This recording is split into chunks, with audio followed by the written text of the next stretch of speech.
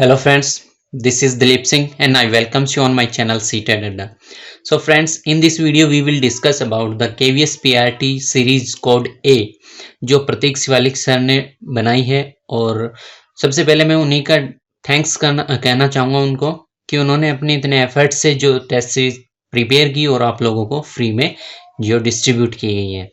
और ये जो केवीएस पीआरटी जो टेस्ट सीरीज है ये बिल्कुल एग्जैक्ट वे में केवीएस पीआरटी के लेवल से एग्जैक्ट मैच करती हुई है, क्योंकि इस लेवल को आप उस एग्जाम में देख सकते हैं। जो प्रीवियस ईयर का एग्जाम था उसमें भी आप देख सकते हैं कि कितना लेवल हाई था उसमें भी, और इसमें भी उसी लेवल के जो क्वेश्चन है वो शामिल किए गए हैं। ओके, सो इस वीडियो में हम डिस्कस करेंगे, अगर आप पीआरटी केवीएस पीआरटी के लिए तैयारी कर रहे हैं तो आप इन टेस्ट सीरीज को एक बार ज़रूर प्रयोग करें, क्योंकि ये बिल्कुल आपको सही वे में मार्गदर्शन करने वाली है और आपको बिल्कुल हेल्प मिलने वाली है इन टेस्ट सीरीज से। ओके, सो इस वीडियो में हम डिस्कस करेंगे जो ईवीएस पोर्शन है हमारा उसका सॉल्यूशन डिस्कस करने वाले हैं।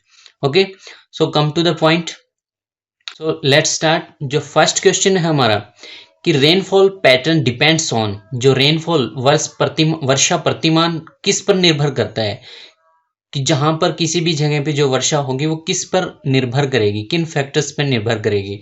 तो जो सबसे पहले है द ग्राउंड लेवल टेबल, तो जो ग्राउंड लेवल टेबल है उस पर, या फिर the number of water bodies in an area, किसी भी क्षेत्र में जलाशयों की संख्या पर, या फिर the density pattern of human population in an area, कि उस क्षेत्र में कितनी मानव समष्टि का घनत्व है उसके ऊपर डिपेंड करेगी, या फिर the prevailing season in an area, कि किसी क्षेत्र का प्रमुख मौसम कैसा है। तो जो वर्षा होती है वो किस पे डिपेंड करती है, तो जो वर्षा है वो number of water bodies in an area इसके ऊपर डिपेंड करेगी। क्यों डिपेंड करेगी, क्योंकि जहां पर जिस क्षेत्र में जितने ज्यादा जलाशय होंगे उसी अकॉर्डिंग वहां पे एवोपरेशन होगा।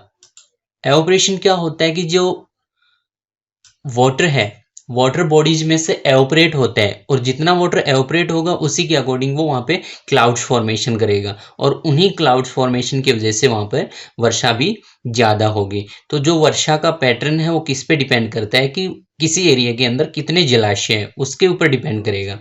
ठीक है, सेकेंड क्वेश्चन है mark temperature changes in aquatic environment can affect, कि जो जलीय पर्यावरण है उसमें विशेष तापक्रम परिवर्तन प्रभावित कर सकता है। किसको प्रभावित करेगा, ब्रीडिंग ऑफ एनिमल्स, एनिमल्स में प्रजनन की जो क्षमता उसको, मोर ग्रोथ ऑफ एक्वेटिक प्लांट्स, जो एक्वेटिक जलीय पौधे हैं उनकी अधिक वृद्धि को, process of digestion in animals, जो एनिमल्स में डाइजेशन का प्रोसेस हो उसको, या फिर अवेलेबिलिटी ऑफ न्यूट्रिएंट्स, जो न्यूट्रिएंट्स अवेलेबल होते हैं उनको अफेक्ट करेगा। किसको अफेक्ट करने वाला है, तो जो टेम्परेचर होता है वो ब्रीडिंग ऑफ एनिमल्स इसको ज्यादा इफेक्ट करता है।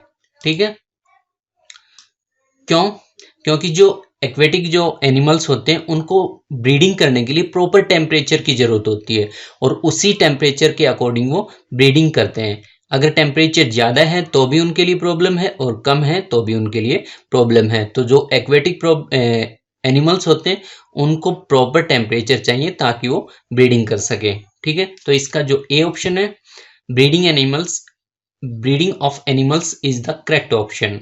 ठीक है, नेक्स्ट है कि जो virus which cause hepatitis are transmitted through, जो वायरस हिपेटाइटिस को कॉज करते हैं वो किसके द्वारा ट्रांसफर किए जाते हैं या ट्रांसमिट किए जाते हैं। तो इसमें से क्या क्या ऑप्शन है हमारे पास, एयर है, वाटर है, फूड है, या फिर पर्सनल कांटेक्ट है। तो इनमें से क्या हो सकता है, एयर के द्वारा जो हिपेटाइटिस है वो कॉज नहीं किया जाता है, और हिपेटाइटिस की यहाँ पे 5 टाइप्स होती हैं, A B C D and E, ये 5 तरह का हिपेटाइटिस होता है जो डिफरेंट मीडियम से ट्रांसफर किया जाता है। मीन्स जो वायरस है वो डिफरेंट मीडियम्स के द्वारा ट्रांसफर होते हैं। तो जो इन्फेक्टेड पर्सन है अगर उसके कांटेक्ट में वाटर आता है या फिर फूड आता है, तो वो फूड जो नॉन इन्फेक्टेड है वो खाता है तो वो भी इन्फेक्टियस हो जाता है। इट मीन्स तो ज्यादा संभावना किससे होती है, जो पर्सनल कांटेक्ट है उसके द्वारा ट्रांसमिट होने की ज्यादा पॉसिबिलिटी होती है, जो हिपेटाइटिस कॉज करता है उस वायरस की। ठीक है, नेक्स्ट क्वेश्चन आता है हमारे पास, in the following given food chain Suppose the amount of energy at fourth tropic level is 5 kilojoule. What will be the energy available at the producer level? ये कह रहा है कि जो फोर्थ लेवल है, ट्रॉपिक लेवल है, उसके ऊपर एनर्जी 5 किलो जूल है। अब बताना है कि जो प्रोड्यूसर लेवल है उसके ऊपर एनर्जी कितना होता है। तो यहाँ पे जो एनर्जी का रूल होता है 10% एनर्जी का जो रूल है वो फॉलो होता है, 10% एनर्जी। ठीक है, इसका मतलब क्या है कि जो प्रोड्यूसर लेवल है उसके ऊपर जितनी एनर्जी होगी वो उसकी 10% फर्स्ट लेवल पे जाएगी। ठीक है, और उसकी जो 10% है वो सेकंड लेवल पे जाएगी। ठीक है, इट मीन्स हमारे पास यहाँ पे क्या है कि जो प्रोड्यूसर लेवल है उसके ऊपर हमें बताना है कि कितनी एनर्जी अवेलेबल होगी। तो जो फोर्थ लेवल है यहाँ पे, ये हमारा फर्स्ट लेवल हो गया, ये सेकंड लेवल, ये थर्ड लेवल एंड ये फोर्थ लेवल। इट मीन्स यहाँ पे हमारे पास 5% है, मीन्स 5 किलो जूल है। और ये किसकी 5% होगी? जो ये है इसकी 5% होगी, 10% होगी। तो जो यहाँ पे है वो कितना होगा? 50 की 10% 5 होती है ना, तो 50 की 10% यहाँ पे 5 होगी फोर्थ लेवल पे। अब इसकी ये किसकी 10% होगी? ये यहाँ पे जो होगी 500 की 10% होती है 50। ठीक है, अब ये किसकी 10% होगी? जो फर्स्ट लेवल पे जितनी एनर्जी आई थी। इट मीन्स यहाँ पे कितनी एनर्जी आई होगी? 5000 की 10% होती है 500। ठीक है, इट मीन्स जो प्रोड्यूसर लेवल है वहां पे कितनी एनर्जी होनी चाहिए? 5000 किलो जूल। क्लियर? तो यहाँ पे जो 10% लॉ ऑफ एनर्जी कंजर्वेशन है वो फॉलो हो रहा है इस फूड चेन के अंदर। ठीक है, नेक्स्ट आते हैं, the main cause of abundant coliform bacteria in the river Ganga is. जो गंगा रिवर है उसके अंदर सबसे ज्यादा अबंडेंट अमाउंट में कॉलीफॉर्म बैक्टीरिया पाए जाते हैं, वो क्यों होता है, किसकी वजह से होता है? तो क्या क्या ऑप्शन है हमारे पास? Disposal of unburned corpses into water, discharge of effluent from electroplating industries, washing of clothes, immersion of acid. It means जो पानी के अंदर अर्धजली लाशें होती हैं उनको फेंकने से, या फिर जो इलेक्ट्रोप्लेटिंग उद्योग है उनसे निकलने वाले डिस्चार्ज से, या फिर कपड़े धोने से, या फिर इमेंस एसिड से। तो ये किसकी वजह से आता है? तो जो कॉलीफॉर्म बैक्टीरिया उसके दो मेन सोर्सेज होते हैं। क्या होते हैं? एक तो ह्यूमन फेसिस होते हैं, जो एक्सक्रेटा होते हैं ह्यूमन का उसके द्वारा। सेकंड होते हैं जो अनबर्न्ड कॉर्पसेस फेंके जाते हैं, मीन्स गंगा के अंदर बहुत सारी लाशों को फेंक दिया जाता है, वो अनबर्न्ड भी होती हैं, बर्न्ट भी होती हैं। ठीक है, तो उस तरह से बहुत सारी लाशें वहाँ पे फेंकी जाती है। तो ये दो मेन सोर्सेज हमारे पास होते हैं। तो इसमें जो ह्यूमन एक्सक्रेटा का ऑप्शन है वो है नहीं, तो इसलिए जो बाकी ऑप्शन है वो गलत है। और जो मेन ऑप्शन है हमारा वो क्या होगा? ए ऑप्शन होगा, disposal of unburned corpses into water. ठीक है, ये ऑप्शन नहीं होगा, ये भी नहीं होगा और ये भी नहीं होगा। It means the option A सही होगा। जल में अर्धजली लाशों के प्रवाहित करने से जो कॉलीफॉर्म बैक्टीरिया वो ज्यादा मात्रा में पाया जाता है। ठीक है, नेक्स्ट क्वेश्चन आता है हमारे पास, it is important to make small check dams across the flooded gullies because they, कि जो ज्यादा फ्लडेड एरिया होते हैं उसके अंदर जो चेक डैम्स बनाए जाते हैं वो किस लिए बनाए जाते हैं? तो चेक डैम्स बनाने के काफी रीजंस होते हैं कि क्यों बनाए जाते हैं। एक तो फर्स्ट है कि जो hold water for irrigation, second है hold water and prevent soil erosion, third है रिचार्ज ग्राउंड लेवल, फोर्थ है होल्ड वाटर परमानेंटली। कि इसमें अंदर जो फर्स्ट ऑप्शन है होल्ड वाटर फॉर इरिगेशन, ये ऑप्शन भी हो सकता है यहाँ पे, लेकिन जो फ्लडेड एरिया है वहां पे इसको हम ये नहीं मानेंगे कि ये सही होगा। ठीक है, नेक्स्ट है हमारे पास hold water and prevent soil erosion, कि वो वाटर को होल्ड करता है और सॉइल इरोजन को रोकता है, ये भी ठीक है। रिचार्ज ग्राउंड लेवल या ग्राउंड वाटर, जो ग्राउंड वाटर है उसको रिचार्ज करता है। थर्ड है होल्ड वाटर परमानेंटली, तो ये ऑप्शन नहीं हो सकता है। इसमें 3 ऑप्शन हो सकते हैं, फर्स्ट, सेकंड एंड थर्ड, लेकिन जो फर्स्ट वाला ऑप्शन है यहाँ पे अवेलेबल नहीं है। तो जो सेकंड और थर्ड ऑप्शन है वो ज़्यादा अप्रोप्रिएट लग रहा है यहाँ पे। तो सेकंड और थर्ड का कॉम्बिनेशन किसके अंदर है? सेकंड के अंदर। ठीक है, जो सेकंड ऑप्शन है उसके अंदर हमारा ये ऑप्शन अवेलेबल है। इट मीन्स कौन सा ऑप्शन होगा हमारे पास? Second option.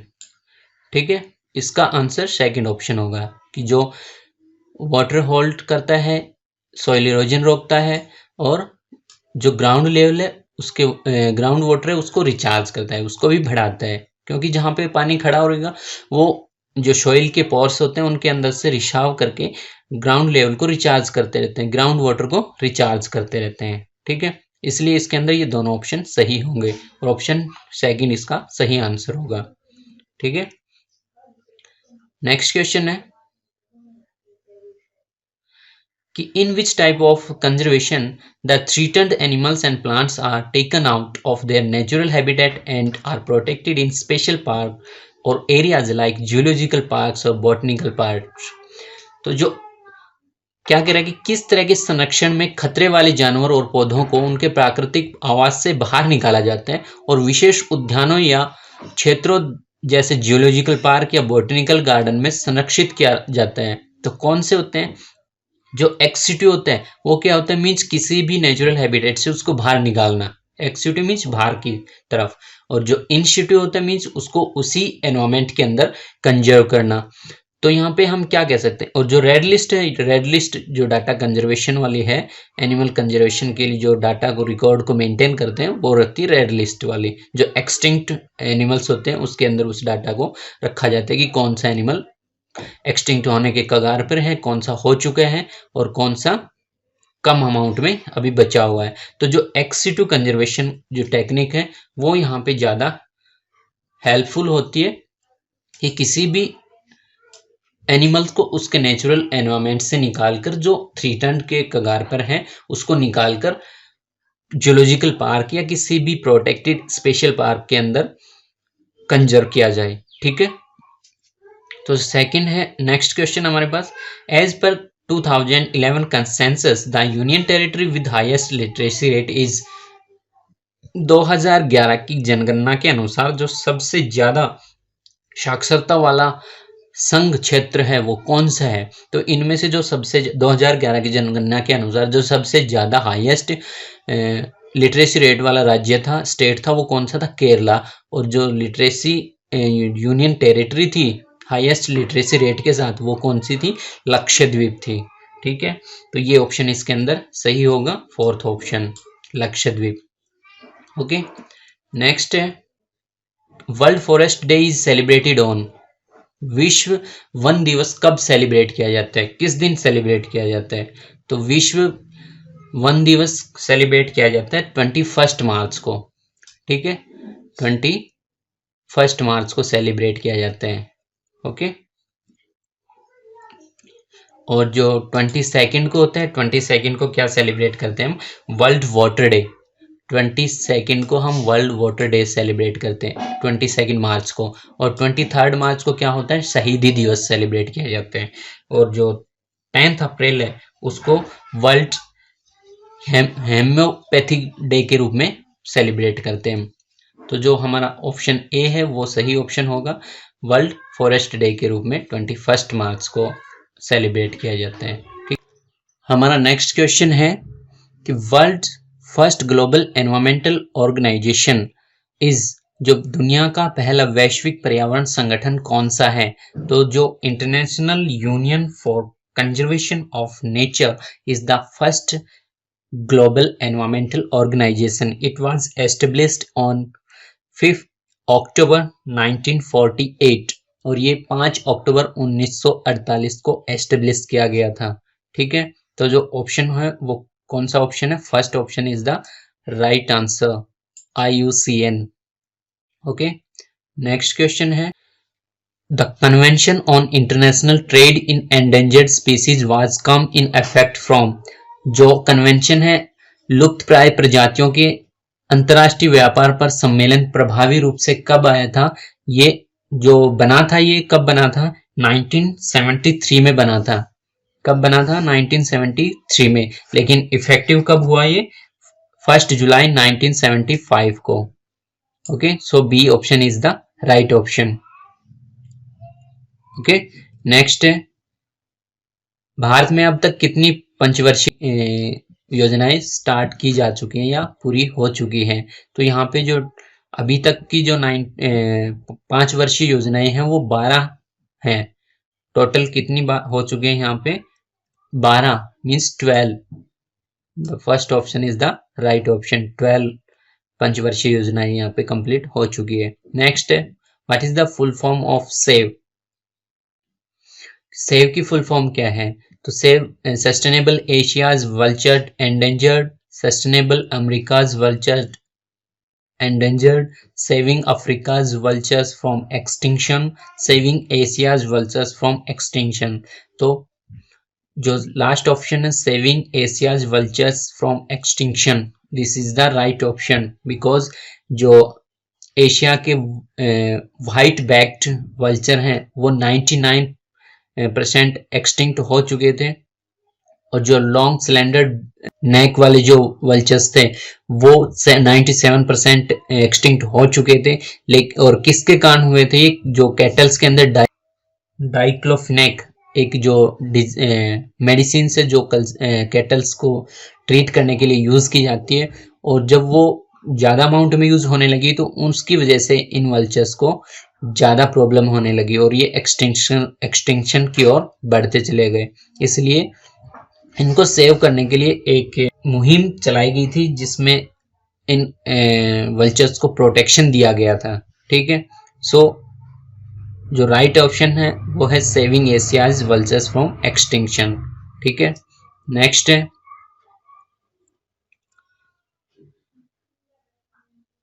ऐसे क्षेत्र या areas where private ownership is not allowed and reserved for the betterment of wildlife, both fauna and flora, where they can freely use the habitats and natural resources is known as।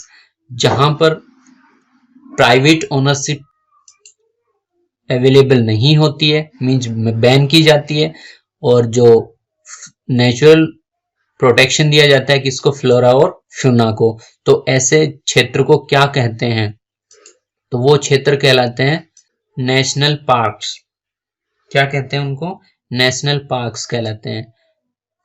जो biodiversity hotspot होते हैं वो क्या होते हैं? Biodiversity hotspot ऐसे hotspot होते हैं जिनके अंदर एक्सट्रीमली बायोलॉजिकल डाइवर्स और वैरायटी आप देखने को मिल सकती हैं, और उसके अंदर जो सीवर थ्रीट वाले होते हैं या एनिमल्स या वी कैन से प्लांट्स, उनको प्रोटेक्शन दिया जाता है। तो ऐसी जगह को बायोडाइवर्सिटी स्पॉट कहा जाते हैं क्योंकि वहां पे बहुत सारी विभिन्नताएं मिलती हैं। और बायोस्फीयर रिजर्व क्या होता है? ये biosphere reserve are the special environmental site. किसके लिए होते हैं ये? पीपल्स और एनिमल्स दोनों के लिए स्पेशल साइट होती है जहां पर उनको रिजर्व करके रखा जाता है। और वाइल्ड लाइफ सेंचुरी क्या होते हैं? वो एक ऐसी जगह होती है जहां पे नेचुरल हैबिटेट के रूप में जो वाइल्ड लाइफ होते हैं, जो वन्य प्राणी होते हैं, उनको संरक्षित रखा जाता है।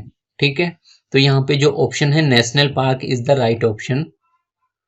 नेक्स्ट क्वेश्चन है, which social organisation adhered to the tradition of bhakti in mid 19th century and believed in the spiritual equality of all caste। जो 19वीं शताब्दी के मध्य में भक्ति की परंपरा का पालन करने वाले किस सामाजिक संगठन ने सभी जातियों की आध्यात्मिक समानता में विश्वास व्यक्त किया? तो ये कौन सा समाज था? किसने किया था? ये राजा राम मोहन राय के द्वारा हुआ था, और 18th सेंचुरी के लास्ट में स्टार्ट हुआ था ये, और कब तक चला ये? 19th सेंचुरी तक चला। ठीक है, और इसको किसने दिया था? राजा राम मोहन राय किस समाज से रिलेटेड थे? ब्रह्म समाज से रिलेटेड थे, इसलिए ये ब्रह्म समाज इसका ऑप्शन आएगा। ठीक है, the correct option will be the ब्रह्म समाज। ओके, नेक्स्ट आता है हमारे पास विटिकल्चर इज। विटिकल्चर क्या होती है? Breeding of fish in a special constructed tank in and ponds, cultivation of grapes, commercial rearing of silkworm, growing of vegetable, flowers and fruits for commercial use. तो viticulture होती क्या है? तो viticulture होती है अंगूरों की खेती, कल्टीवेशन ऑफ ग्रेप्स, ठीक है। तो जो breeding of fish in a special constructed tank and ponds क्या कहलाती है? पीसी कल्चर कहलाती है। क्या कहलाती है? पीसी कल्चर कहलाती है। और commercial rearing of silkworm is sericulture. इसको क्या कहते हैं? सेरीकल्चर कहते हैं। और growing of vegetable, flowers and fruits of commercial use, उसको क्या कहते हैं? हॉर्टिकल्चर बोलते हैं उसको। क्या कहते हैं? फ्रूट्स वगैरह जो प्रोडक्शन होती है उनको हॉर्टिकल्चर बोलते हैं। तो जो ऑप्शन है हमारा cultivation of grapes is the right option. About 1800 years ago, who among the following composed the Silkpadikaram, a famous Tamil epic?